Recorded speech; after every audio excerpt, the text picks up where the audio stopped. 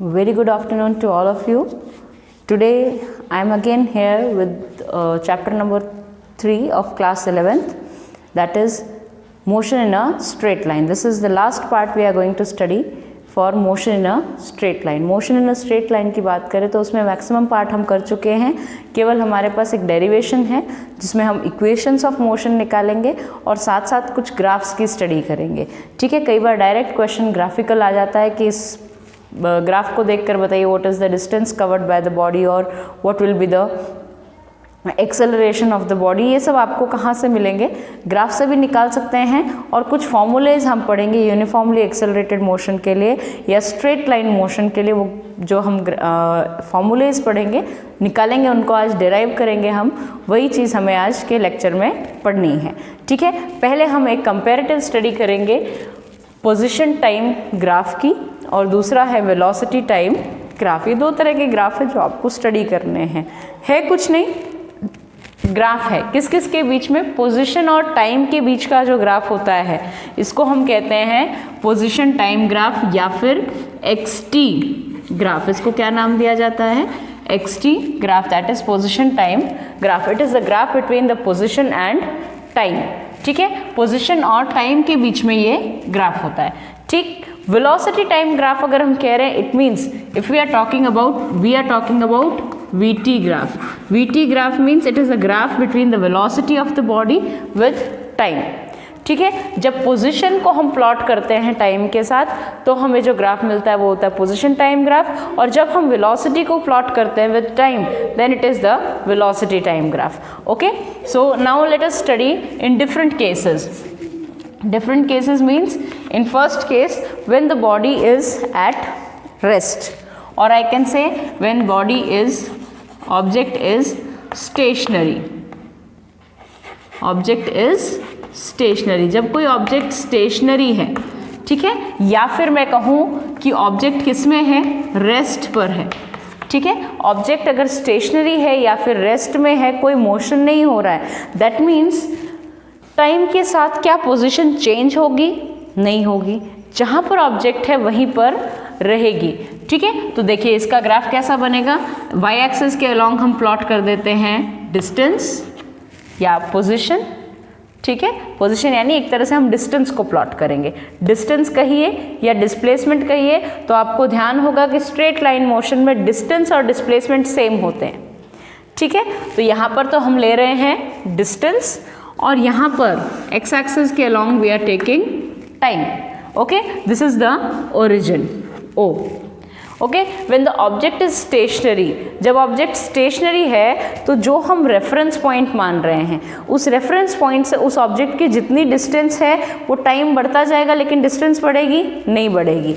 ठीक, तो मान लेते हैं कि किसी टाइम t पर ऑब्जेक्ट की डिस्प्लेसमेंट या डिस्टेंस थी x1. ठीक है, ये x1 की वैल्यू कांस्टेंट रहेगी विद टाइम.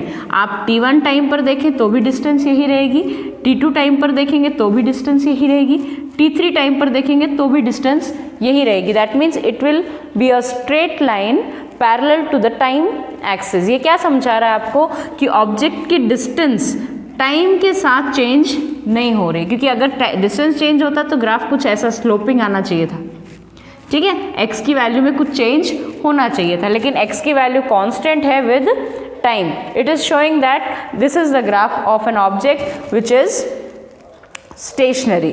ठीक है, जो कि क्या है? स्टेशनरी है या फिर रेस्ट में है. ठीक, सेकेंड यूनिफॉर्म मोशन और when the object is in uniform motion. ठीक है, अगर आपसे यूनिफॉर्म मोशन पूछ ले, when the object is in uniform motion.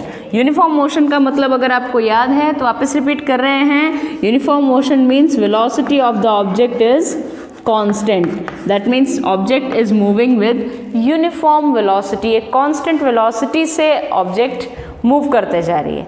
ठीक है, ऑब्जेक्ट अगर एक कांस्टेंट वेलोसिटी से मूव करते जा रही है तो उसका पोजीशन टाइम ग्राफ x और t के बीच का graph position time graph will be like this.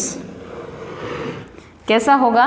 कुछ ऐसा होगा, ठीक है, जिसमें से ये समझ में आ रहा है कि जब टाइम 0 था, t इक्वल टू क्या था 0, t इक्वल टू 0 था तो ऑब्जेक्ट ऑलरेडी ओरिजिन पोजीशन से x1 डिस्टेंस दूर थी। ओरिजिन या हमने जो रेफरेंस पॉइंट माना उस रेफरेंस पॉइंट से ऑब्जेक्ट कितने डिस्टेंस पर थी, x1 डिस्टेंस पर थी, ठीक है।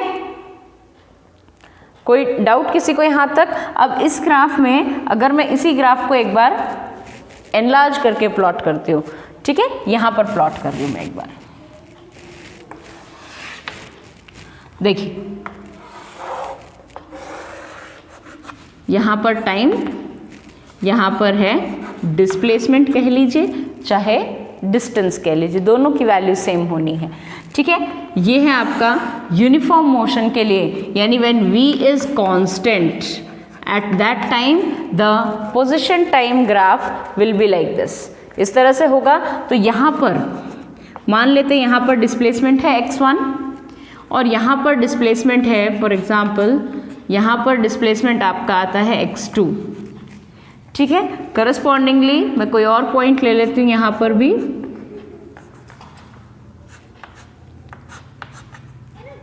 ठीक है, इसको भी हम इस तरह से, ये कोई टाइम है t2, यहाँ पर टाइम है फॉर एग्जाम्पल t1, ठीक है, और इनके करस्पॉन्डिंग हम क्या ले लेते हैं, कोई भी 2 पॉइंट ले लेते हैं, ठीक है।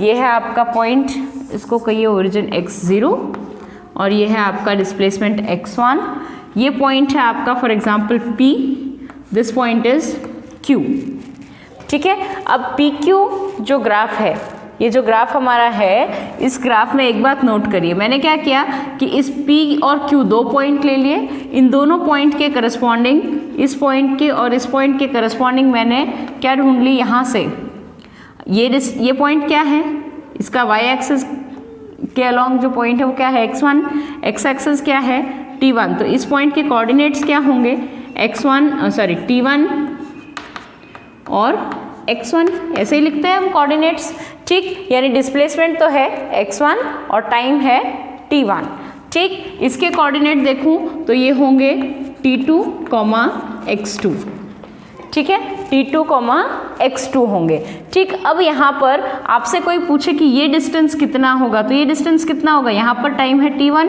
यहाँ पर टाइम है t2, तो ये डिस्टेंस कितना होगा, t2 minus t1, t2 O से t2 तक की डिस्टेंस माइनस O से t1 तक की डिस्टेंस, तो ये डिस्टेंस कितनी हो जाएगी, it is t2 minus t1, ठीक। यहाँ पर बात करें ये वाला पॉइंट, मैं इस पॉइंट को कह रही हूँ R, तो ये RQ पॉइंट कितना होगा, तो RQ कितना है, ये T2 से लेकर Q तक की डिस्टेंस कितनी है, ये पूरी लेंथ है x2, ठीक। T2 से लेकर R की डिस्टेंस कितनी है x1, तो क्या मैं इसको कह सकती हूँ x2 माइनस x1, ठीक है। ये पूरी लेंथ है आपकी x2 क्योंकि y कोऑर्डिनेट क्या है x2, ये पूरी लेंथ है आपकी x1 क्योंकि y कोऑर्डिनेट है x1, सो क्या इस डिस्टेंस को QR डिस्टेंस को हम क्या कह सकते हैं, x2 माइनस x1, और x2 माइनस x1 कह रहे हैं, दैट मीन्स अब मैं क्या कहूँ, स्लोप ऑफ PQ, जो लाइन मैंने बनाई PQ उसका स्लोप क्या होगा, तो आपको पता है स्लोप हम किससे देते हैं, बाय tan थीटा, ठीक है, किससे देते हैं, tan थीटा, और tan थीटा से देंगे तो ये वाला एंगल अगर हम कहते हैं कि ये एंगल कितना है थीटा, तो यहाँ से tan थीटा निकालेंगे तो क्या आएगा, perpendicular divided by base, perpendicular यानी x2 minus x1 divided by base यानी t2 माइनस t1। इस राइट एंगल ट्राइंगल PQR में, इस राइट एंगल ट्राइंगल में ये x2 माइनस x1 हुआ, ये जो कि परपेंडिकुलर है, और बेस क्या है t2 माइनस t1 जो कि टाइम का चेंज है, ठीक। तो डिस्प्लेसमेंट में चेंज अपॉन टाइम में चेंज, ये आपको क्या देता है, वेलोसिटी, तो slope of PQ graph will be equal to velocity of object, velocity of object की वेलोसिटी देता है, ठीक। यानी किसी भी यूनिफॉर्म मोशन का आपको ग्राफ दे देगा और आपसे कहेगा कि find out the velocity of the object, तो उस ग्राफ का आपको क्या निकालना होगा, स्लोप आप निकाल दें और स्लोप निकाल देंगे, वही क्या होगी उसकी यूनिफॉर्म वेलोसिटी, जिस वेलोसिटी से ऑब्जेक्ट मूव कर रही थी। क्लियर? ठीक है, चलें आगे। Clear? This is the graph for uniform motion. ये किसका ग्राफ है? यूनिफॉर्म मोशन का। इसको क्लियरली आपको एक्सप्लेन कर दिया है कि किस तरह से हम स्लोप से क्या निकाल रहे हैं, स्लोप से क्या निकाल रहे हैं, slope of position time graph gives the velocity of the object. बहुत इंपॉर्टेंट है, स्लोप ऑफ, यहां लिख रही हूं, slope of position time graph gives velocity of the object की velocity दे रहा है पोजीशन टाइम ग्राफ का स्लोप। क्लियर? ठीक है, चलें आगे इससे।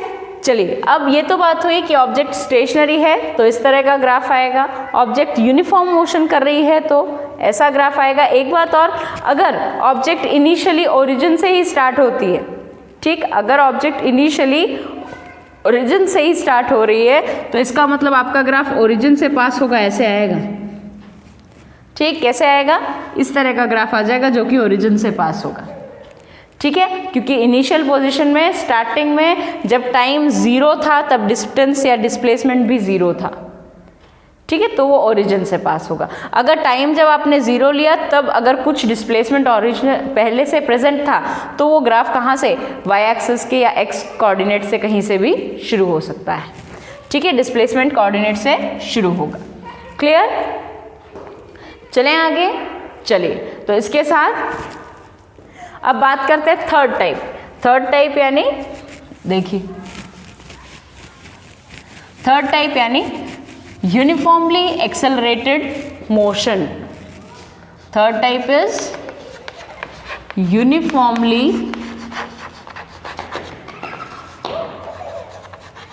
Uniformly accelerated motion. Uniformly accelerated motion यानी कि ए कांस्टेंट है, a is constant, velocity change हो रही है continuously by same amounts. Velocity change हो रही है, कंटिन्यूसली चेंज हो रही है और सेम अमाउंट से चेंज हो रही है। That means acceleration of the object is constant. In that case you will get the position time graph कुछ ऐसा मिलेगा आपको। यहां पर टाइम, यहाँ पर पोजीशन, और आई कैन से displacement. This you will get like this. Position time graph आपको कैसा मिलेगा? कुछ ऐसा। ठीक है, अब इससे क्या मतलब है? ठीक है, देखो, अब यहाँ पर ये पोजीशन, ये टाइम, ये आपका हो गया ओरिजिन। ठीक है, अब इसका ग्राफ आपको कैसा मिलेगा?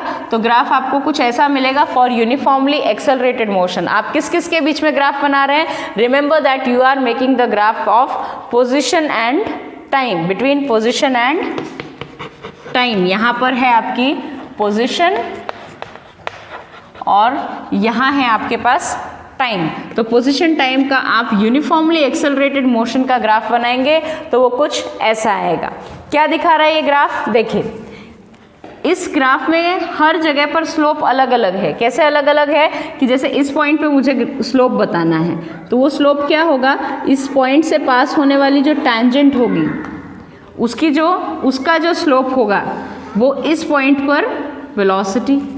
अगर आपसे ये ए पॉइंट, अगर आपसे बी पॉइंट पर वेलोसिटी पूछ ले तो बी पॉइंट पर आप क्या बना लेंगे? एक टैंजेंट बना लेंगे, और ये जो टैंजेंट है ये क्या दे रही है? It is giving the velocity of the object at point B. ठीक, यानी जिस भी पॉइंट पर आपसे वेलोसिटी पूछे आप उस पॉइंट पर टैंजेंट बनाएंगे और वो टैंजेंट क्या डिटरमिन कर रही होगी? उस पर्टिकुलर पॉइंट पर ऑब्जेक्ट की वेलोसिटी। ठीक, कांस्टेंट नहीं है वेलोसिटी क्योंकि कंटिन्यूसली एक्सेलरेट हो रही है ऑब्जेक्ट, यानी वेलोसिटी बढ़ती जा रही है धीरे धीरे धीरे धीरे। ठीक, ये दिख रहा है ना, देखो यहाँ पर स्लोप क्या है, हल्का है, कम है, स्लोप कम है यानी वेलोसिटी इज लेस। यहाँ पर आप बात करें तो स्लोप धीरे से बढ़ा, ठीक है, स्लोप यानी ढाल, जैसे ये प्लेन है, अब स्लोप धीरे धीरे क्या हो रहा है, बढ़ रहा है, ठीक। ये स्लोप धीरे धीरे बढ़ने का मतलब कि यहाँ से जैसे जैसे स्लोप बढ़ते जा रहा है, इसका मतलब स्लोप क्या दे रहा है, वेलोसिटी।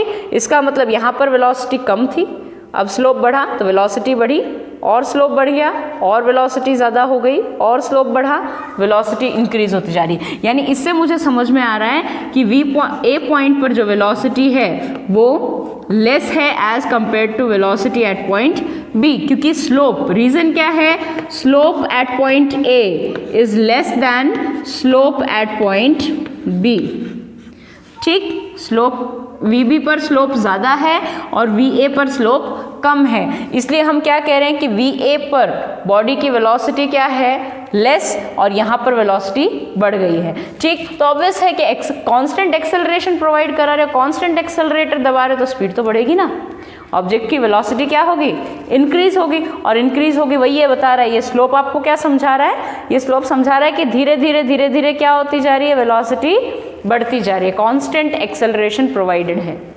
क्लियर, ठीक। अब यहाँ पर किसी भी पर्टिकुलर इंस्टेंट पर आप जो स्लोप निकालेंगे, स्लोप जो आप निकालेंगे किसी भी पर्टिकुलर पॉइंट पर, वो आपको उस पॉइंट की इंस्टेंटेनियस वेलोसिटी देगा, ठीक। यानी ये ए पॉइंट पर इंस्टेंटेनियस वेलोसिटी देगा, ये बी पॉइंट पर इंस्टेंटेनियस वेलोसिटी देगा, एवरेज वेलोसिटी ये नहीं देगा, ठीक। आपको क्या देगा, इंस्टेंटेनियस वेलोसिटी मिलेगी, ग्राफ के उस पॉइंट पर आप क्या बनाएंगे, टेंजेंट बनाएंगे, और वो टेंजेंट का स्लोप आपको मिलेगा, क्या देगा आपको, velocity at that particular point, clear? I hope this much is clear to you. Now we move to velocity time graph. अब हम आगे बढ़ते हैं और मूव करते हैं velocity time graph, या जिसको हम कहते हैं VT ग्राफ, ठीक है। इन ग्राफ्स को समझना बहुत आसान है, जैसे आपने मैथ्स में पढ़ा है ना, एक कोऑर्डिनेट चेंज होता है तो दूसरे कोऑर्डिनेट पर इफेक्ट क्या पड़ता है, वही चीज़ यहाँ समझनी है, ठीक है। Next we talk about position time, sorry it is velocity time graph, ठीक है। अब हम बात करते हैं वेलोसिटी टाइम ग्राफ की। सबसे पहले हम बात करते हैं फॉर यूनिफॉर्म मोशन, ठीक है। When object is in uniform motion, I must write for object in uniform motion, जब ऑब्जेक्ट किस में है, यूनिफॉर्म मोशन में है, तब हम VT ग्राफ बनाते हैं, ठीक है। VT ग्राफ यानी एक साइड में y एक्सिस के अलॉन्ग तो आप क्या लेंगे, वेलोसिटी, दिस इज वेलोसिटी, और x एक्सिस के अलॉन्ग आप क्या लेंगे, दिस इज टाइम, ठीक। यहाँ पर तो है आपके पास टाइम और इधर है आपके पास वेलोसिटी, ठीक। This is the origin for an object in uniform motion, uniform motion यानी v कांस्टेंट, वेलोसिटी क्या है, कांस्टेंट, वेलोसिटी कांस्टेंट यानी v की वैल्यू अगर v1 है तो कंटिन्यूसली टाइम बढ़ता रहे, कुछ भी होता रहे, कंटिन्यूसली वेलोसिटी तो कांस्टेंट ही रहने वाली है, रिमेंबर। लेकिन पोजीशन टाइम ग्राफ के लिए ऐसा ग्राफ कब आया था, पोजीशन टाइम ग्राफ के लिए ऐसा आया था for stationary object, object at rest, ठीक। ग्राफ दिखने में सेम दिख रहा है, लेकिन ये वेलोसिटी टाइम ग्राफ है और किसके लिए है, यूनिफॉर्म मोशन के लिए, जब बॉडी कांस्टेंट वेलोसिटी से मूव कर रही है। वेलोसिटी दिख रही है ना, वेलोसिटी टाइम के साथ चेंज हो रही है, नहीं, v1 है तो t1 पर भी v1 है, t2 पर भी v1 है, t3 पर भी v1 है, यानी टाइम के साथ वेलोसिटी में कोई चेंज नहीं आ रहा है। So it is giving the graph of, it is the graph of uniform motion, ठीक। क्या दे रहा है ये, यूनिफॉर्म मोशन, ठीक। अब एक बात और आपको समझनी है कि एरिया अंडर VT ग्राफ, ठीक है, VT ग्राफ के अंडर जो एरिया आ रहा है, ठीक है, area under VT graph gives displacement, और I must write distance, gives distance covered by the object, distance covered by the object। यानी कि अगर जो ऑब्जेक्ट है यूनिफॉर्म मोशन कर रही है ना, तो मुझे इस फॉर एग्जांपल A पॉइंट और B पॉइंट के बीच आपको क्या चाहिए, आपको चाहिए कि A पॉइंट और B पॉइंट के बीच कितनी डिस्टेंस है। ठीक, तो उसके लिए आप क्या करेंगे, A पॉइंट से इस तरह से टाइम एक्सिस पर कोऑर्डिनेट निकालेंगे T1, B पॉइंट पर इस तरह से टाइम एक्सिस पर कोऑर्डिनेट निकालेंगे T2, और ये जो एरिया आ रहा है A B के अंडर, ठीक, कौन सा area, A T1 T2 B, ये जो एरिया आ रहा है ये आपको क्या दे रहा है, this is giving you the distance covered by the object between points A and B। A और B पॉइंट के बीच में जो ऑब्जेक्ट ने डिस्टेंस कवर किया, that is given by this area which is under this graph A B T1 T2। Clear? यानी कि velocity time graph के अंडर जो एरिया आ रहा है वो आपको डिस्टेंस कवर्ड दे रहा है। क्या दे रहा है, डिस्टेंस कवर्ड, रिमेंबर दिस। ठीक है, चलें आगे, चलिए तो यहाँ ये स्क्रीनशॉट ले लें, फिर इससे आगे चलें।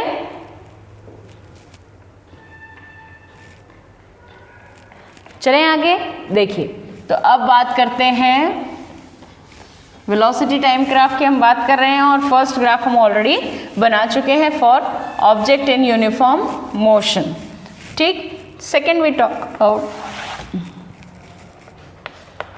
Second is uniformly accelerated motion. Uniformly accelerated motion कौन सा है, यूनिफॉर्मली एक्सेलरेटेड मोशन है। यूनिफॉर्मली एक्सेलरेटेड मोशन है यानी एक्सेलरेशन इज कांस्टेंट। अब यहाँ क्या कांस्टेंट है, A इज कांस्टेंट। ठीक है, तो इसके लिए जब आप पोजीशन टाइम ग्राफ बनाएंगे, सॉरी वेलोसिटी टाइम ग्राफ बनाएंगे, इधर V और यहाँ पर टाइम। ठीक है, दिस इज टाइम एक्सिस और this is velocity axis. This is velocity axis. तो इन दोनों के बीच में जो ग्राफ बनेगा यूनिफॉर्मली एक्सेलरेटेड मोशन के लिए, तो वो कुछ ऐसा बनेगा, एक straight line with having some slope. ठीक है, एक स्ट्रेट लाइन होगी जिसका खुद का कुछ स्लोप होगा। ठीक है, अब इस वेलोसिटी टाइम ग्राफ के इस पार्ट में हम क्या करते हैं, यहाँ पर एक कोई पॉइंट ले लेते हैं। ये पॉइंट मान लीजिए B और ये पॉइंट कहिए A। ठीक है, A पॉइंट पर वेलोसिटी है आपकी V1। ठीक, B पॉइंट पर वेलोसिटी है आपकी V2। ठीक, करस्पॉन्डिंगली A पॉइंट पर टाइम था, आपने जिस टाइम पर आप A पॉइंट पर थे the time was T1 and B point पर जो टाइम था वो टाइम है आपके पास T2। ठीक है, this is T1, this is T2। तो अब यहाँ पर मैं ये बात कहूँ कि ये जो डिस्टेंस होगा यहाँ वाला, ठीक है, ये A B और ये पॉइंट कहिए C। ठीक है, तो ये जो ABC ट्रायंगल बन रहा है, इस ट्रायंगल में क्या मैं ये कह सकती हूँ A और C का डिस्टेंस कितना होगा, T2 minus T1, T2 minus T1। इस पूरी लेंथ में से ये लेंथ माइनस कर दे तो हमें क्या मिल जाएगा, ये वाली लेंथ, तो ये हो गई आपकी T2 माइनस T1। इसी तरह से BC अगर निकालना है तो BC क्या मिलेगा आपके पास, BC यानी यहाँ से यहाँ V2 माइनस V1। V2 में से V1 माइनस हुआ, या इतनी पूरी लेंथ में से इतनी लेंथ माइनस हो गई, तो ये क्या बचा, V2 माइनस V1 बचा। तो इस ग्राफ का अगर स्लोप निकालना है और मैं कहूँ कि ये एंगल क्या है, थीटा है, तो इस ग्राफ का स्लोप आप निकालें तो tan थीटा किसके इक्वल आएगा, यहाँ पर tan थीटा आएगा परपेंडिकुलर अपॉन बेस, यानी ये आ जाएगा V2 minus V1 over T2 minus T1। जो कि किसके इक्वल है, change in velocity upon change in time, and this will give you the acceleration.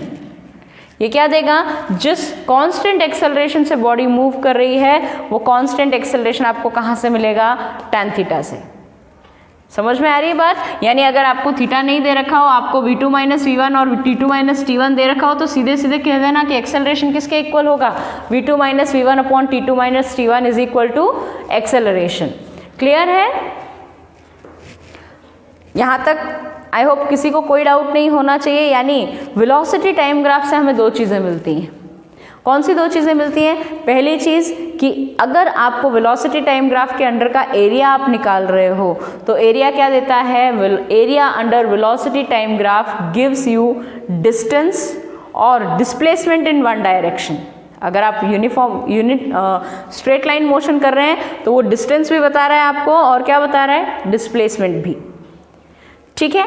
Second case, when we are talking about the slope of uniformly accelerated motion. आपको slope अगर निकालना हो तो slope क्या देता है, एक्सेलरेशन की वैल्यू देता है। ठीक, slope of velocity time graph gives you the acceleration of the body. ठीक, अब यहाँ देखो इस ग्राफ का स्लोप क्या है, v2 माइनस v1 करोगे तो क्या आएगा, 0, और 0 divided by any number is 0। इसका मतलब यहाँ पर स्लोप क्या है, यहाँ पर स्लोप इज 0 है, और क्योंकि स्लोप 0 है इसलिए वेलोसिटी टाइम ग्राफ के अंडर स्लोप 0 यानी एक्सेलरेशन भी 0। यही तो दिख रहा है, यूनिफॉर्म मोशन यानी वेलोसिटी कांस्टेंट है यानी एक्सेलरेशन 0। क्लियर? इस तरह से आप वेलोसिटी टाइम ग्राफ से दो चीज़ें निकाल सकते हैं। फर्स्ट इज डिस्प्लेसमेंट और डिस्टेंस, और सेकंड है आपकी tan थीटा यानी एक्सेलरेशन। क्लियर? ठीक है, आई होप यहाँ तक आपको क्लियर हो गया होगा। और इसके आगे अब हम फाइंड आउट करते हैं यूनिफॉर्मली एक्सेलरेटेड मोशन की 3 equations of motion. 3 equations of motion क्या क्या होती हैं ये ऑलरेडी आपने पढ़ी भी है, 9th क्लास में पढ़ी होंगी। ठीक है, आज हम उनको डिराइव करेंगे यूजिंग ग्राफ, ग्राफिकल मेथड को यूज करते हुए हम डिराइव करेंगे इक्वेशंस ऑफ मोशन। ठीक है, इसका स्क्रीनशॉट ले लीजिए, फिर आगे चलते हैं।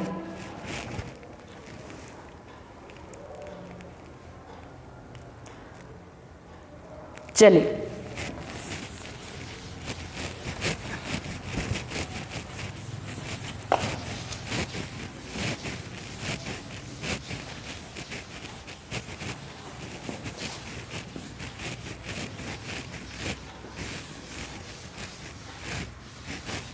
देखिए, now we are talking about equations of motion. Equations of motion, 3 equations of motion हमें डिराइव करनी है, और किससे डिराइव करनी है, ग्राफिकल मेथड से। ठीक है, यहाँ पर कौन सा 2 मेथड आपको मिलेंगे बुक्स में, एक कैलकुलस मेथड और दूसरा ग्राफिकल मेथड। इस साल के सिलेबस में केवल ग्राफिकल मेथड है। ठीक है, यानी we are talking about only graphical method. We are talking about only graphical method. ठीक है, एक ग्राफ ड्रॉ करते हैं किस किस के बीच में, वेलोसिटी और टाइम के बीच में। This is velocity in this direction और यहाँ पर है आपके पास time. This is origin O। Uniformly accelerated motion की इक्वेशंस होती हैं, इसलिए ये ग्राफ भी किसका बनाएंगे हम, uniformly accelerated motion.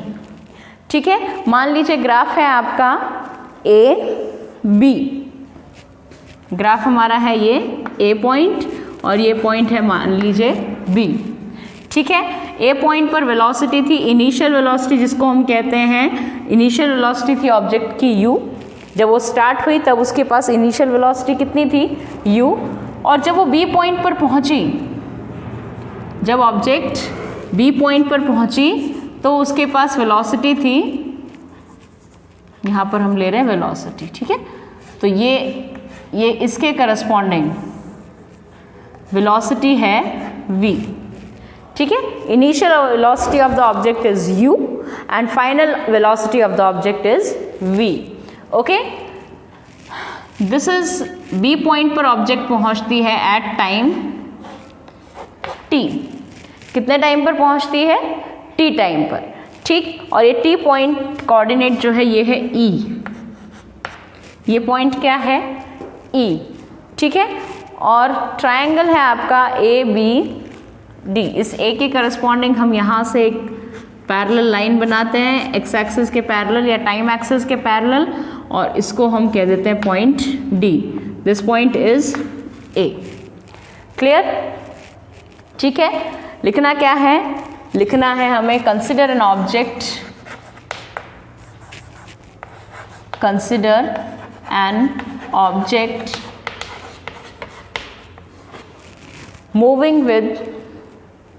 moving in a straight line. Consider an object moving in a straight line with uniform acceleration a. Uniform acceleration है उस बॉडी का a, ठीक। v है उस बॉडी की, सॉरी u है उस बॉडी के लिए इनिशियल वेलोसिटी, v है बॉडी की फाइनल वेलोसिटी, और s है distance covered by the body,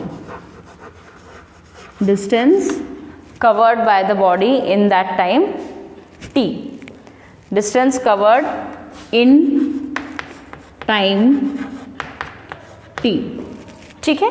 ये 4-5 चीज़ें हमें चाहिए। क्या चाहिए? हमें पता है कि बॉडी यूनिफॉर्म एक्सेलरेशन से मूव कर रही है, और यूनिफॉर्म एक्सेलरेशन कितना है? a, ठीक। इनिशियल वेलोसिटी है ऑब्जेक्ट की u, फाइनल वेलोसिटी है ऑब्जेक्ट की v, s डिस्टेंस कवर करती है वो टाइम t में, ठीक है। नाउ वी नो दैट, क्या हमें पता है? We know. अब हम पहली इक्वेशन निकाल रहे हैं, यहाँ पर क्या कर रहे हैं? फर्स्ट इक्वेशन ऑफ मोशन निकाल रहे हैं, ठीक है। फर्स्ट इक्वेशन ऑफ मोशन क्या है उसकी बात अब कर लेते हैं, सॉल्व कर लेते हैं इसको। तो according we know that acceleration, यहाँ से अगर मुझे निकालना है एक्सेलरेशन, इस ग्राफ से, वेलोसिटी टाइम ग्राफ से अगर मुझे एक्सेलरेशन निकालना है तो किसके इक्वल होगा? स्लोप ऑफ द ग्राफ, ठीक। वी नो दैट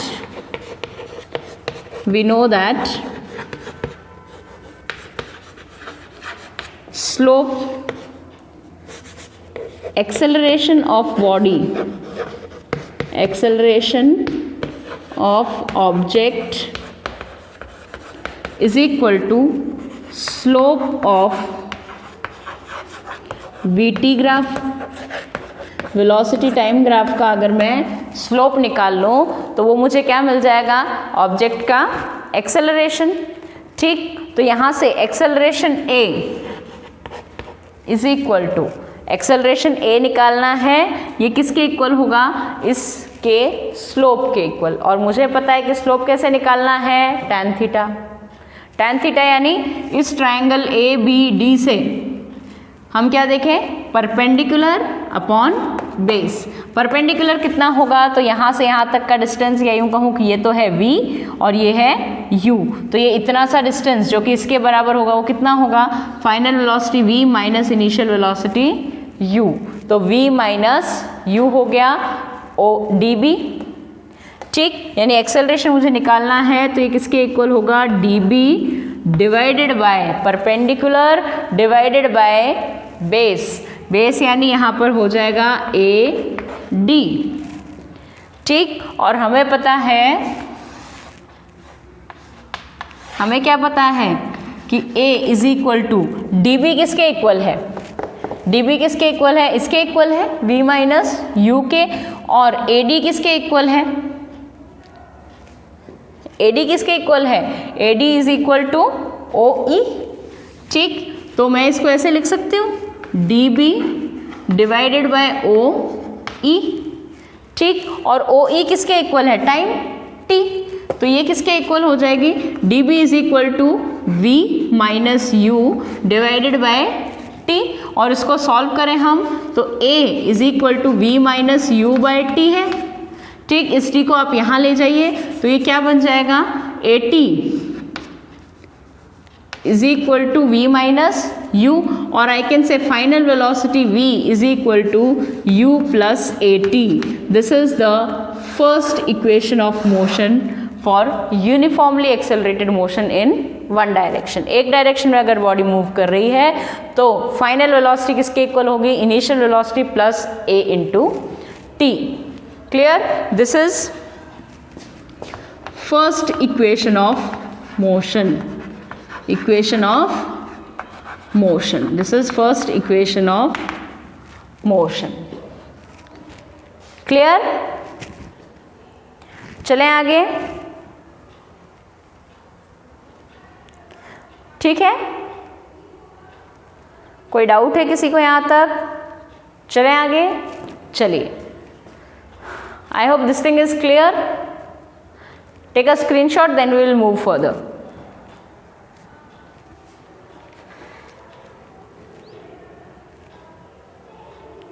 चलिए, अब हमें इस वेलोसिटी टाइम ग्राफ से दूसरी चीज़ क्या पता लगती है कि area under graph gives you the distance travelled by the body. ठीक है, तो यहाँ से हम क्या निकालेंगे, अब इसी से हम निकाल लेंगे distance travelled by the body. क्या निकालेंगे, distance travelled by the body. ठीक, now in second equation of the motion we know area under velocity time graph, area under velocity time graph gives distance traveled, distance covered, traveled by the body, distance traveled by object. ठीक है, अब हमें ये तो पता ही है, तो इसका मतलब इस ग्राफ का एरिया कौन सा, ये पूरा एरिया, यहाँ से ये पूरा, ये इस ए बी ग्राफ के अंडर आ रहा है, तो ये सारा का सारा एरिया जो है, ये पूरा का पूरा जो एरिया है, ये क्या डिटरमिन कर रहा है, this is showing you the time और sorry distance covered by the body. ठीक, सो मैं कह सकती हूँ distance covered, distance covered by body is equal to area of trapezium, trapezium बन रहा है ना यहाँ पे, area of trapezium O A B E. ठीक, ओ ए बी ई जो ट्रेपीजियम है उसका जो भी एरिया होगा वो किसके इक्वल होगा, डिस्टेंस कवर्ड. ठीक, तो इस ट्रेपीजियम का एरिया निकालें तो हम कैसे निकाल सकते हैं, इस ट्रायंगल का area plus the area of this rectangle. ठीक, तो मैं लिख सकते हैं इसको area of rectangle, area of rectangle O A D E, O A D E plus area of triangle A D B. कह सकते हैं area of triangle O A D E, इस रेक्टेंगल का area plus area of triangle A D B. ठीक, इसका equal किसके equal होगा, distance covered by the body.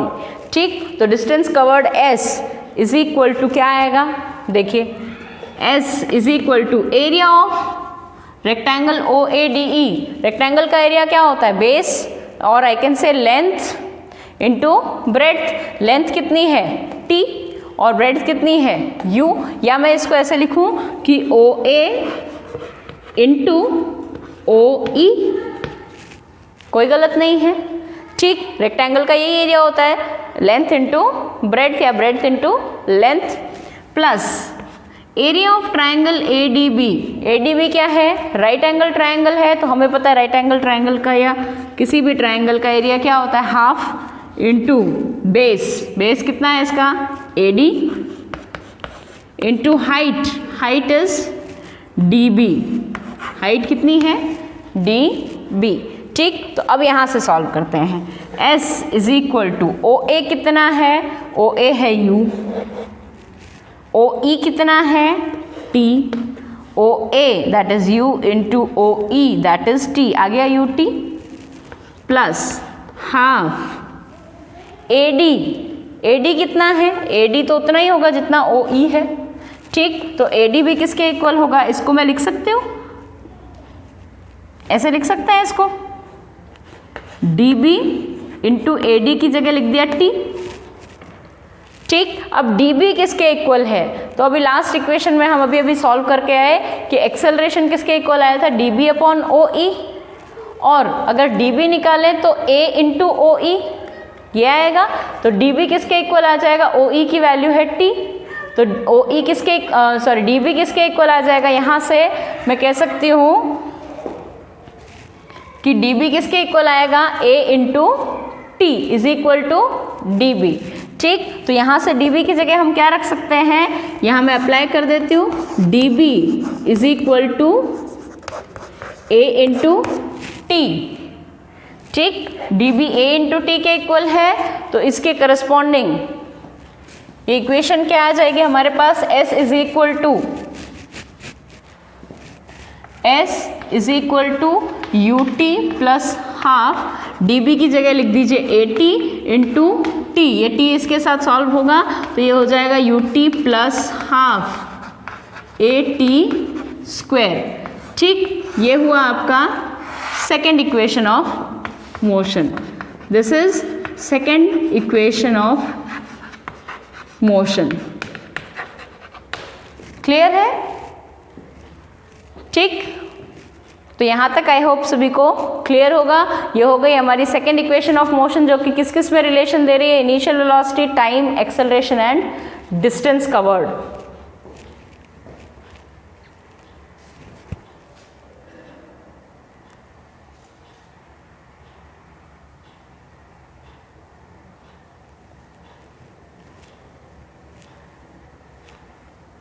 चलें आगे,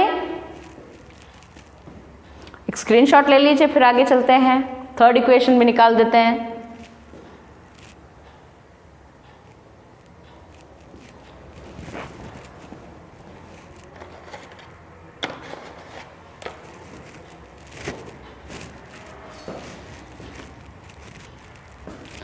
चलिए, तो with this we write down the third equation of motion, उसको भी सॉल्व कर लेते हैं।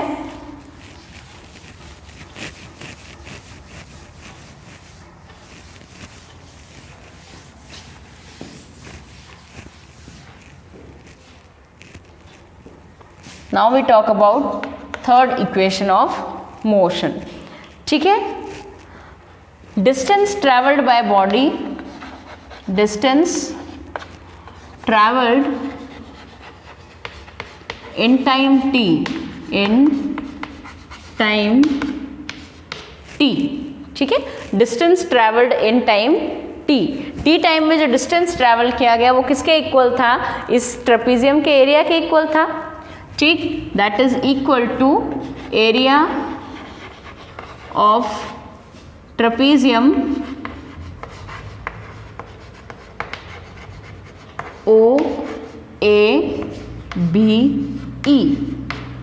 ठीक, इसके एरिया के बराबर था। अब इसका एरिया किसके इक्वल होता है, तो ट्रेपीजियम का जो एरिया है, डायरेक्ट फॉर्मूला मैं बता दूं आपको, तो ट्रेपीजियम का एरिया होता है half into sum of parallel sides. Sum of parallel sides यानी जो साइड्स इसकी पैरेलल हैं उनका सम यानी ओ ए प्लस बी ई या ई बी,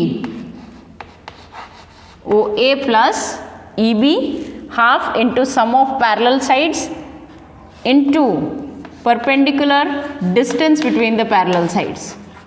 क्या होता है, perpendicular distance between the parallel sides. अब इन दोनों पैरेलल साइड्स के बीच में परपेंडिकुलर डिस्टेंस कितना है, ओ ई, या तो मैं ओ ई कहूँ या मैं कहूँ ए डी। ठीक है, तो ये किसके इक्वल आ जाएगा, परपेंडिकुलर डिस्टेंस होगा आपका ओ ई के इक्वल।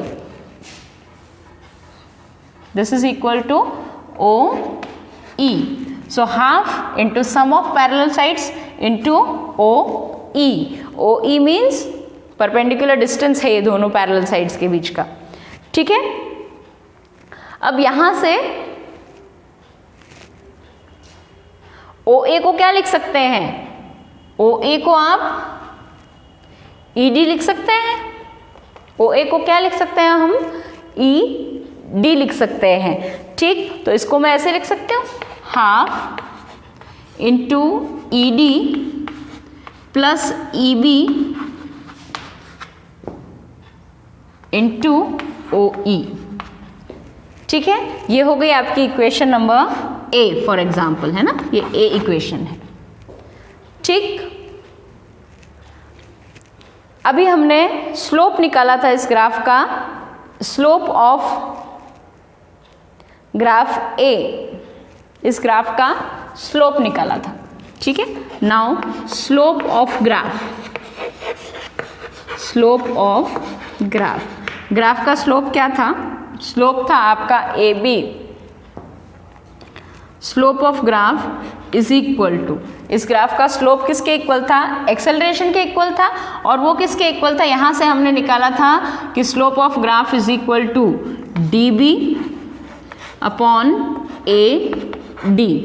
ये था D B upon A D था। ठीक है, ये स्लोप था ग्राफ का। डी बी को आप क्या लिख सकते हैं, डी बी को हम क्या लिख सकते हैं, बी ई या E B minus E D, इसको ऐसे लिख सकते हैं, E B minus E D लिख सकते हैं डी बी को। डी बी क्या है, ये किसके इक्वल है, B E minus E D, इसके इक्वल है, तो E B minus E D के equal divided by A D. A D किसके इक्वल है, तो ए डी को तो हम ऐसे कैसे रख सकते हैं, या ओ ई के इक्वल भी कह सकते हैं। ठीक, तो इसको हम कह दें ओ ई के इक्वल। ठीक, और ये किसके इक्वल है, स्लोप ऑफ ग्राफ किसके बराबर होता है, तो स्लोप ऑफ ग्राफ हमें पता है ए के बराबर होता है। ये किसके बराबर होता है, ए के बराबर, यानी A is equal to E B minus E D divided by O E. ठीक, यहां से अगर मैं ओ ई की वैल्यू निकालूं, किसकी वैल्यू निकाल रही हूं, ओ ई, ये वैल्यू मैं कहाँ सब्सटीट्यूट करना चाहूँगी, मेरी इक्वेशन नंबर ए में। ठीक, तो यहाँ से ओ ई निकालूँ, ओ ई, ठीक है, ओ ई इधर जाएगा तो ए इधर आ जाएगा, तो ये क्या आ जाएगा, O E is equal to E B minus E D divided by A. ठीक, ये हो गई आपकी इक्वेशन नंबर बी। इसको हमने क्या कहा, this is called equation number B. ठीक है, और ये आपकी इक्वेशन नंबर बी है। तो अब इसके आगे इसको हम सॉल्व करते हैं। इक्वेशन नंबर बी से क्या करें, इक्वेशन नंबर बी से ओ ई की वैल्यू हम किस में सब्सटीट्यूट करेंगे, इक्वेशन नंबर ए में। देखिए,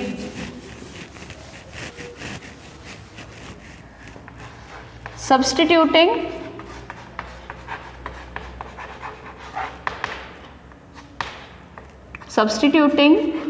value of OE from equation B to equation A। ठीक है, इक्वेशन नंबर बी से लेकर हम इक्वेशन नंबर ए में सब्सटीट्यूट कर दें तो यही एक्सप्रेशन क्या बन जाएगी। देखिए, यहाँ पर था आपके पास डिस्टेंस ट्रैवल यानी ये था आपका एस। ठीक, तो S is equal to half into E B plus E D multiplied by O E था।